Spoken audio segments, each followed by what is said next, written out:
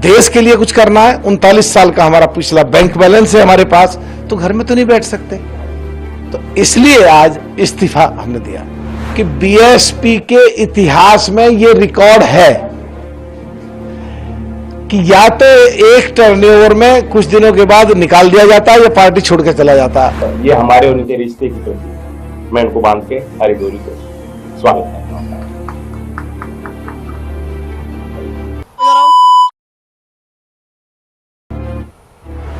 लोकसभा चुनाव से ठीक पहले बहुजन समाज पार्टी यानी कि मायावती को बड़ा झटका लगा है। उत्तर प्रदेश के बिजनौर लोकसभा निर्वाचन क्षेत्र से पार्टी सांसद मलूक नागर ने बसपा का दामन छोड़ दिया। उन्होंने इस संदर्भ में एक चिट्ठी भी जारी की। उन्होंने कहा कि बड़ी मजबूरी में पार्टी छोड़नी पड़ रही है।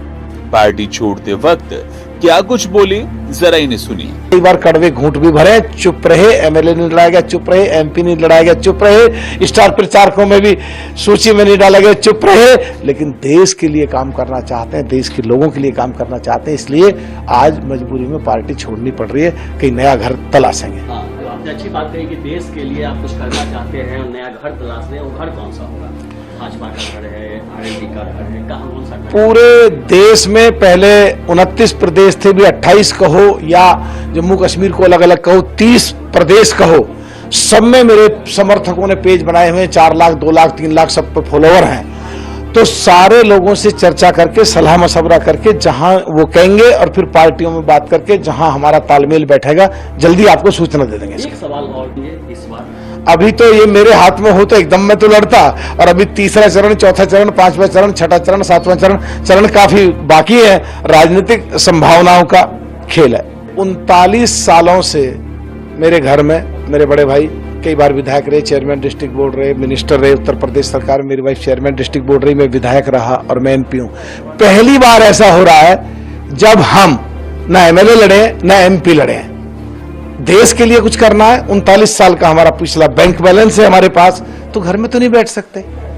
तो इसलिए आज इस्तीफा हमने दिया। इस्तीफा देने का वजह, बुनियादी वजह क्या है? बीएसपी से आपका जो मोह भंग हुआ, स्वाभाविक तौर पे कुछ न कुछ कारण रहा होगा जिसकी वजह से आपको बड़ा फैसला लेना पड़ा और पार्टी से छोड़ना पड़ा। इसका जवाब ये दे सकते हैं कि बीएसपी के इतिहास में ये रिकॉर्ड है कि या तो एक टर्नओवर में कुछ दिनों के बाद निकाल दिया जाता है या पार्टी छोड़ के चला जाता है। हम 18 साल रहे करीब, और राजनीतिक हमारा जो परिवेश है और सामाजिक जो परिवेश है या राजनीति करने के लिए जो परिवेशों की जरूरत पड़ती है, जहां से मैं एमपी हूं, वो हिंदू मुस्लिम जो झगड़ा हुआ था वो पश्चिमी उत्तर प्रदेश के कवाल गांव में मेरी लोकसभा में है। उन सारी हैसियत का एक भी आदमी या तो छोड़ करके चला गया या उसको पार्टी से निकाल दिया है। 18 साल लगातार रहे, ये हमारा रिकॉर्ड है। हमने कई बार कड़वे घूंट भी भरे, चुप रहे, एमएलए नहीं लड़ाया गया, चुप रहे, एमपी नहीं लड़ाया गया, चुप रहे, स्टार प्रचारकों में भी सूची में नहीं डाला गया, चुप रहे। लेकिन देश के लिए काम करना चाहते हैं, देश के लोगों के लिए काम करना चाहते हैं, इसलिए आज मजबूरी में पार्टी छोड़नी पड़ रही है। कहीं नया घर तलाशेंगे। अब आपको मलूक नागर का वो बयान सुनाते हैं जब उन्होंने आरएलडी ज्वाइन कर ली थी, और इसी बीच जयंत चौधरी भी क्या बोले, इन दोनों को सुनिए।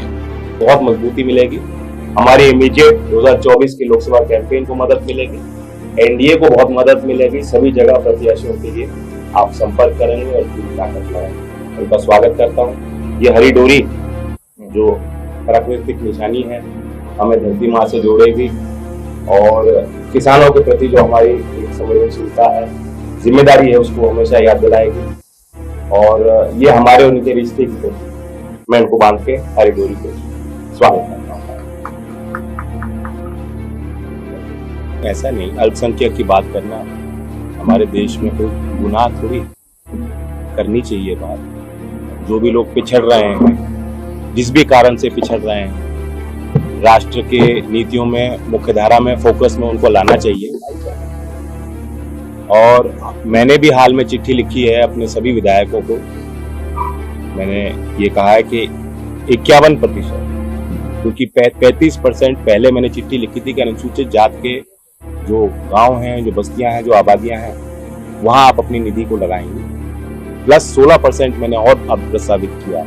तो टोटल 51% जो रिसोर्सेज, एक विधायक के पास रिसोर्सेज जो उनके डायरेक्शन से लगाए जाते हैं सीधा, उनके सुझाव पे और उनके प्रस्ताव पे जो काम होते हैं उनकी निधि से होते हैं। 51% वो अल्पसंख्यक के और अनुसूचित जात के लोगों के बीच वो अपनी निधि लगाएंगे। हमारी पहली पार्टी है जिसने अपने विधायकों को इस तरह से कहा, और ये हमारी सोच को दिखाता है, दर्शाता है। समाजवादी जी के पार्टी के मैनिफेस्टो को मैंने अभी पूरी तरह से पढ़ा नहीं है, टू बी वेरी ऑनेस्ट।